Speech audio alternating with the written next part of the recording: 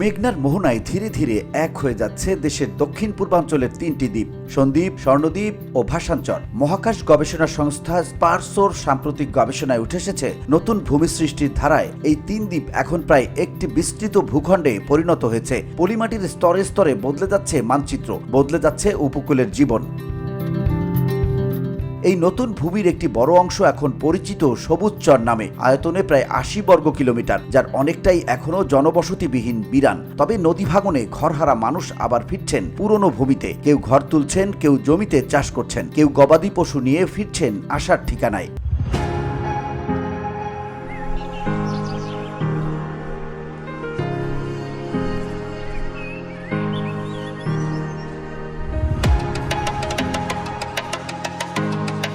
এই ভূখণ্ড শুধু প্রকৃতির উপহার নয়, এটি অর্থনীতির সম্ভাবনা, সামাজিক পুনর্বাসনের সুযোগ এবং জলবায়ু পরিবর্তনের বিপরীতে বাংলাদেশের নতুন প্রতিবর্ণনাও। গবেষণায় দেখা গেছে 1989 থেকে 2025 সালের মধ্যে সন্দ্বীপের আশপাশে নতুন ভূমি বেড়েছে 121%, যা এক নজিরবিহীন ভৌগোলিক রূপান্তরের সাক্ষী। তবে বিশেষজ্ঞরা বলছেন, এই নতুন ভূমিতে বসতি গড়তে হলে সময় নিতে হবে। অন্তত 20 বছর পর্যন্ত এসব ভূমি পর্যবেক্ষণে রাখা উচিত। মৃত্তিকা সম্পদ উন্নয়ন ইনস্টিটিউট এবং ভূপদার্থবিদেরা বলছেন, চরভূমির স্থায়িত্ব নিশ্চিত না করে আগেভাগে বসতি গড়া ঝুঁকিপূর্ণ হতে পারে।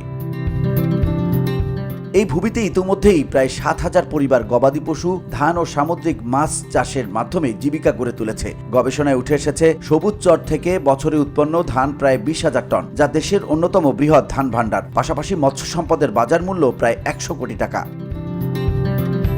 তবে মালিকানা ও বন্দোবস্ত নিয়ে এখনো কোনো সরকারি উদ্যোগ নেওয়া হয়নি। দখল ও সহিংসতার ঝুঁকিও রয়ে গেছে। স্থানীয় প্রশাসন জানিয়েছে, এখনো দিয়ারা জরিপ হয়নি, তবে তা প্রয়োজন।